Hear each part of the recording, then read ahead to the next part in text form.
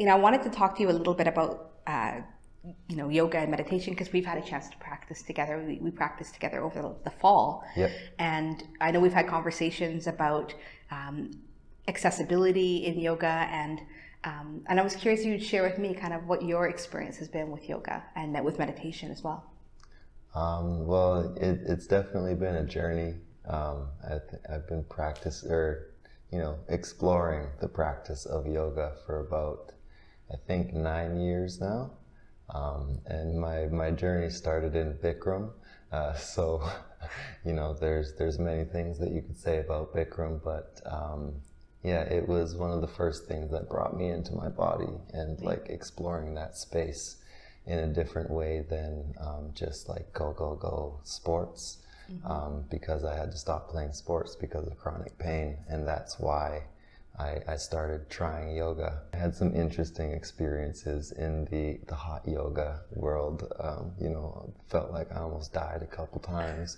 It was just like, lay down and then I'm just completely spent, and then it's like, oh my God, I don't know if I can get up. Eventually in 2015, I found a place called Karma Teachers down in the downtown east side, which had a little bit what looked to be a more sustainable model. Their website showed more diverse people, and there was like scholarship opportunities and almost a sliding scale to make it so that it wasn't that like, only if you can afford this much you can join our yoga school. It was accessible economically to a certain extent too.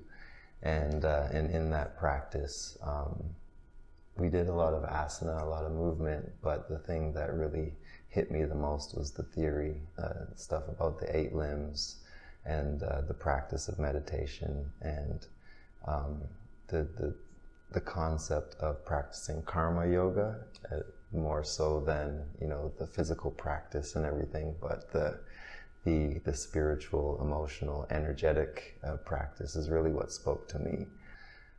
But yeah, the physical practice always comes along with that pain and some of that, like, it's just like frustrating to a certain extent. And so that's where I find a lot more peace in meditation and yoga nidra, and just the practice of karma yoga and sharing that energy, because that it lifts my spirit, kind of like an asana practice would too. Right. Yeah. And I heard you say that, as you were looking through schools, you found a lot of places that you just were like, this is not for me. So when you go out and you're looking for, a place you want to practice, if you want to practice in community with people, what is it you look for that lets you know that the studio is accessible to you? Maybe to a certain extent, creating some like literature or some copy on their websites and stuff that address accessibility in the practice, or something head on, as opposed to just talking about what they do and what the space is about, but maybe how they would consciously address accessibility for people who may feel like this realm isn't so much for them. Because like as a person who does teach yoga from time to time and will talk about yoga with people, so many people believe that like they don't have a yoga body. Yeah. I'm not flexible, or I'm not this, I'm not that. And so they're just like, yoga's not for me. And so I've heard that so much throughout the time that I've been a yoga teacher, is that like, it looks good, but it's not for me. Yeah. And part of it, I feel, is just the culture of how yoga has been presented is like, the super flexy, the super skinny, and to our like Western society, like unfortunately enough, that's almost what yoga is to most people's consciousness.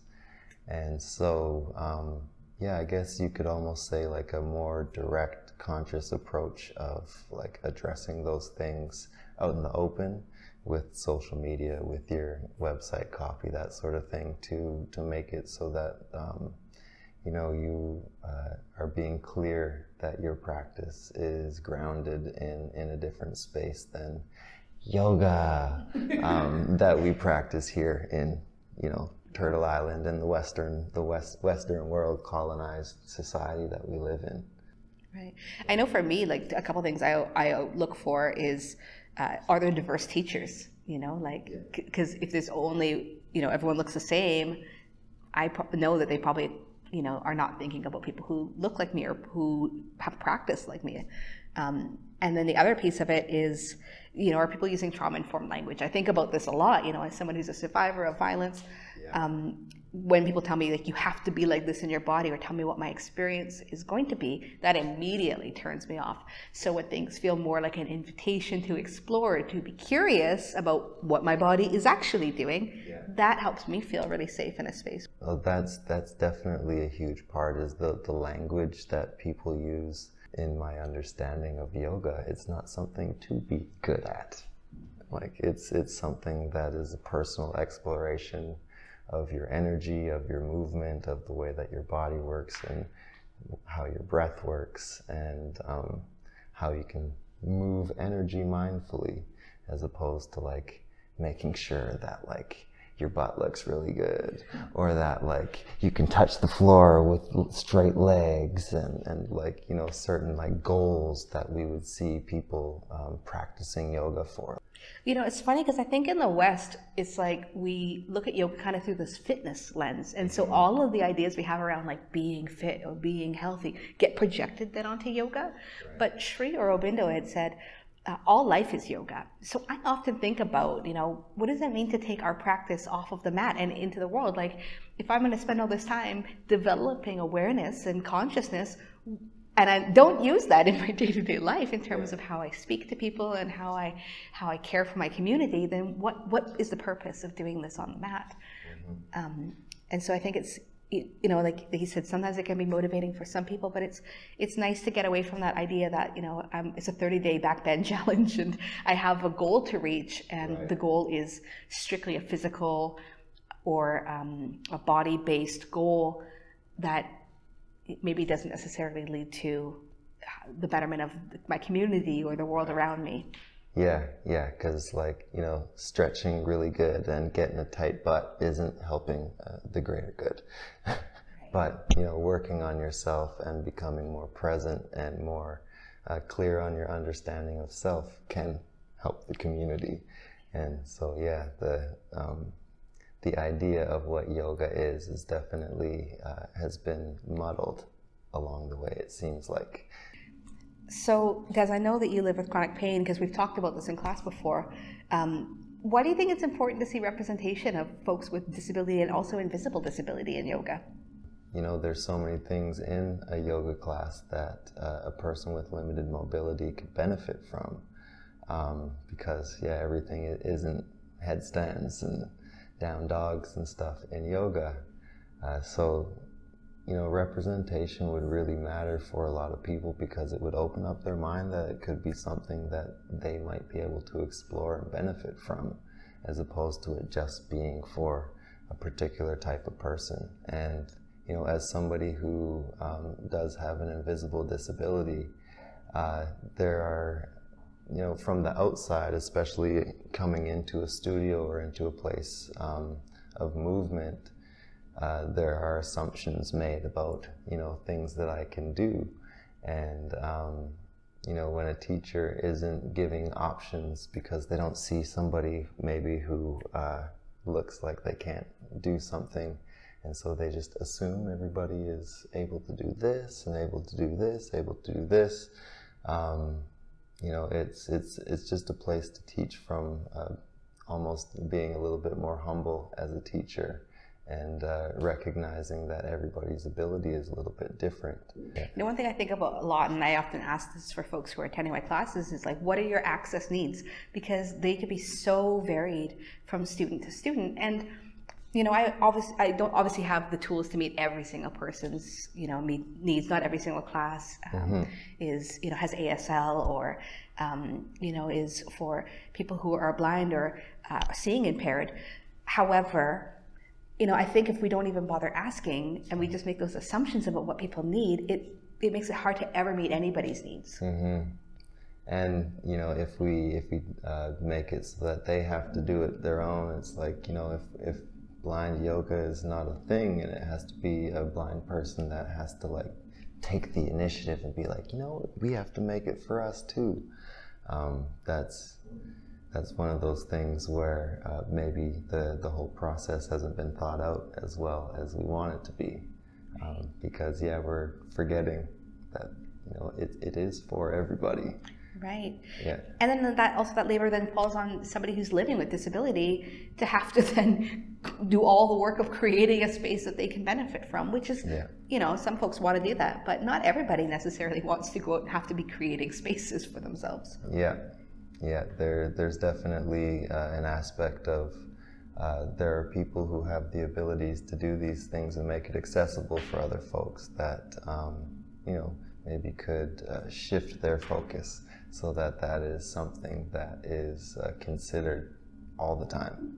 Right. Yeah. Now, I know that you're a big meditator, and so I was hoping today that we'll get a chance to kind of explore that. I noticed that you often use a cushion. Can you tell me a little bit about like what works for you in meditation? Yeah, I definitely, when I first started yoga, the process of just sitting was like a major thing. I used to have like multiple cushions stacked up so that I was basically like sitting in a chair, and I could only sit for sometimes, you know, some days it was like 30 seconds to a minute before my back was like yelling at me. And so there was a time where I had to meditate like leaning up against something, and I realized over the years I was really limiting myself by thinking that I had to be in a particular position to do meditation. You know, if I lay down and meditate, then I can just breathe and be. And so, yeah, it's finding the space to be able to get those benefits of meditation without limiting myself and what meditation actually looks like. You know, Yoga Nidra was like revolutionary for me, and I learned that when I was in India, and I had also pretty much always thought that to meditate I had to sit in lotus position, and I had to have my hands in like Apana Mudra, and I had this very set idea of what meditation could be up until that point, and then it was like I had this opportunity to lay back and to just be with myself, and I found my body relax so much more once I was reclined, and I was able to go so much deeper into the state of being really present with all of the sensations that were happening in my body, and able to just watch my thoughts rather than be deeply embedded in thinking. So it really changed it, because prior to that I had been pretty much only practicing Vipassana, and I don't know if you've done Vipassana practice. I haven't, but I know all about it. Yeah, and one of the things was like you had to sit very still, and I would be like, my legs would be aching, and I do think there's a benefit of being at the edge of and with discomfort, because oftentimes that's where growth happens. But it certainly doesn't need to be to the point that we're pushing into sharp pain, or, you know... causing pain for multiple days after because you pushed it a little too hard. Yeah. It was like finding that space of like actually listening to the body, of like, am I actually creating more problems here, or am I okay to be at the edge of my discomfort, and there's some discomfort here, but I'm going to listen to my body, and if I listen, it'll let me know when I've reached the edge. It's interesting how the perception of how we're supposed to do something can affect the actual practice so much. Because it's like, we put ourselves in this box of how we're supposed to do it, but we all have such a unique experience in our bodies. How could it be all the same? There's no way that that's how it was supposed to be. That we're all like Iyengar and getting both legs behind our back and like all, I see, you know, the guidance of where we're going with that and moving energy, but there needs to be more space for reality. And it's, you know, it's almost like it contradicts the teaching, right? Which is like, be with yourself as you are, but then also be this. Right. And if you're doing it like this, you're doing it wrong. Yeah. Well, I would love to see how you meditate. Are you cool with grabbing a couple of mats here with me? Definitely. Okay, let's do it. So Des, we were talking a little bit about living with chronic pain and how, being self-compassionate is such an important part of the practice as well. The compassion and forgiveness for self is a big part of doing this practice when I'm dealing with pain. Because, we set expectations for ourselves sometimes, and when we don't reach them, we can often be our biggest critics. You say that again.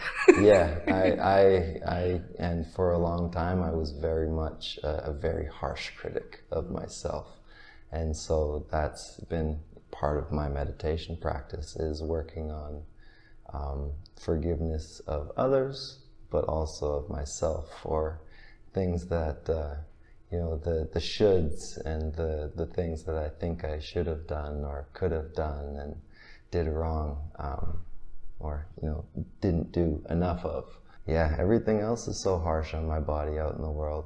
I need to find some of that peace in there too. And so forgiveness is a big aspect of doing this practice with what my body does. So much happens when we allow ourselves to rest, although it looks like nothing's happening. Like, all of that integration work happens when we are at rest, and I think about, like a fruit tree, for example. They don't produce fruit all year long, right? They have their seasons, right? We get apples at a certain time of the year. But, in the fall, the leaves fall off the tree and they decompose on the soil, and all winter long it looks like nothing's happening, but the tree is reabsorbing the nutrients that the leaves put back into the soil, so that it has the energy then to produce fruit its next season. And I think about that a lot when it comes to meditation and to yoga nidra practices, that, even in the times where we can't show up on the mat and for whatever reason, and do our asana practice, that it's something important, something vital is happening in the moments in which we rest, and that they're no less valuable when it comes to our practice. And the rest is something that I never really focused on for a long time, and there has been a point in the last couple of years for me where with chronic pain comes a lot of chronic fatigue as well, and so that rest aspect is so important in accepting that I just need to rest and I can't do anything. And even right now I've been kind of in the middle of like a 2 or 3 week fatigue wave where as far as work goes, I haven't been getting much done because like anytime I sit down to do work, my brain just shuts off. And so I've been allowing myself to rest instead and not being like, oh, I need to get this done. And I feel like I'm able to do that in my work life at the moment because of the meditation practice and the compassion that I can give myself in that practice. It, can expand out into my real life off of the mat. Now, when it comes to your meditation practice, I know you've got 2 mats doubled up here, and you mentioned that is helpful for your knees. It's really helpful in any kind of asana thing.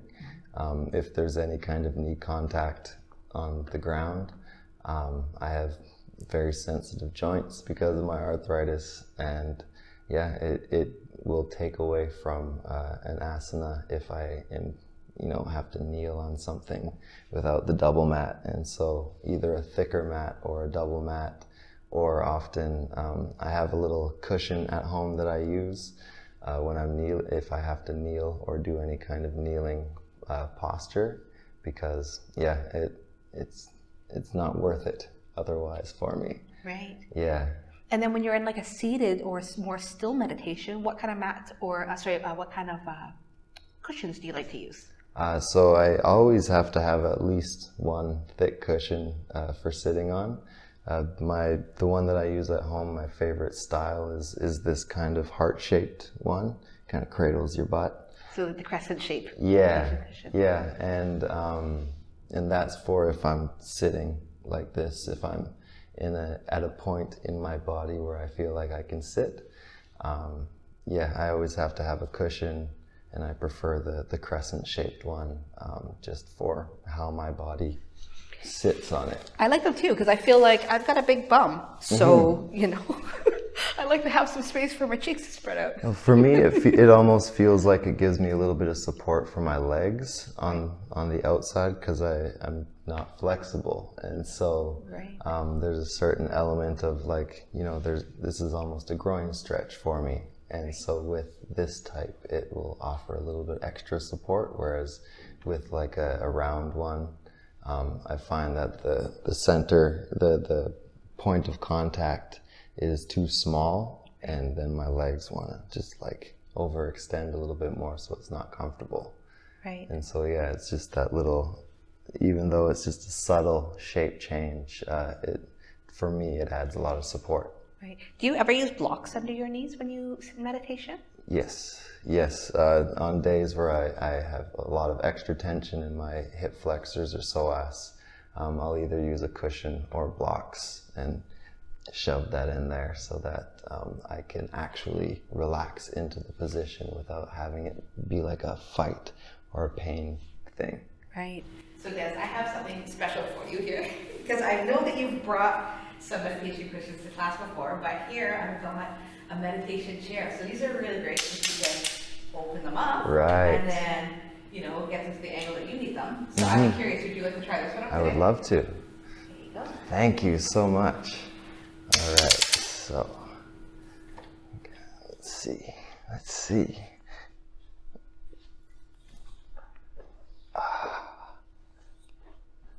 Yeah, it's actually been a couple of years since I've sat in one of these, and it feels so much better than it did back then. Yeah, I can tell my body has changed since then too, because yeah, this is great. Well, and what it does really is oftentimes a lot of my brain power when meditating in seated position is like keeping my back in like a healthy position so that I'm not like slouching or that I'm not going sideways, you know, trying to keep my spine. And this feels like, you know, it'll help me be a more solid guide so that I can just really sit in it. Now, what about when you practice something like Yoga Nidra? What does that look like for you? So most of the time when I'm on my back, I tend to have a lot of tension in my front line. And so when I'm laying on my back, I will often have to have a cushion underneath my knees, just so that my knees can be bent and it'll relieve some of the pressure on the front line, because otherwise it feels like, it almost feels like I'm being bent backwards if I'm laying straight, because I have so much tension in my center of gravity area. So I'm going to use the smaller bolster because I just want a little bit of extra support under my spine. Right. But you're going to use it under your knees to help make your back a bit more flat against the mat. Yeah, so it eases the pressure on my low back. Right. As well as the pressure in the front. Right. Yeah, and so when I have this under my knees, then I'm able to actually relax. Now, Des, I'm curious, is there anything else that you would want folks to know? Like, you know, people who are living with maybe chronic pain or invisible disability, and they're feeling like, you know, I don't even want to try yoga because I know it's not for me. What would you offer them? There's so much to yoga outside of just movement and stretching and being flexible. And I find that the more you understand about the actual practice of yoga, the entirety of it, the more there is for everybody. And so if you don't feel like movement is really your door into yoga, meditation, or maybe some breath work, because there's so many really simple things with breath work that affect you so deeply. I find that pranayama is one of the easiest ways that I can reduce some pain in the moment, if I remember to, because every time I do pranayama and bring oxygen and energy into my body in a more mindful way, I feel better 100% of the time. And yeah, you can do that sitting in a chair, sitting on the couch, laying in bed. So yeah, as far as accessibility with pain, the movement is only really a small part of it for me as far as yoga, what I benefit from it. Yeah, so if I had like advice for someone who is dealing with pain and doesn't feel like, yoga is accessible or something that's for them, I would say maybe look into some of the other aspects and see if maybe that will inform your practice from that lens, that view, as opposed to, just trying to touch your nose to your knee. Because for some of us, that might not ever be an option. Well, Des, thank you so much for taking time out to be here today and to share your wisdom as a teacher and also as a practitioner of yoga and somebody who's living with chronic pain. And I really appreciate you taking time to show us what works for your body so that folks out there who might have, similar chronic pain or who are maybe looking at yoga but thinking it's not for them, maybe we'll have an opportunity to know that these practices don't have to all be about movement, and that supporting ourselves is a totally fine way to practice. It's probably the best way to practice even, is to support yourself fully. Yeah, and so I really appreciate the opportunity to talk about this kind of stuff, because you don't really see many people in the yoga world proper, you could say, talking about accessibility and showcasing that all bodies work in yoga. No matter the flexibility, the size, the shape, whatever it is, that like every body is a yoga body. Yes, it is. Every single body is a yoga body, no matter how it moves, because you can practice some element of it, even if it's just kindness, unconditional love, karma. That's yoga. Yeah. That I will bow to for sure. Thank you so much for being here.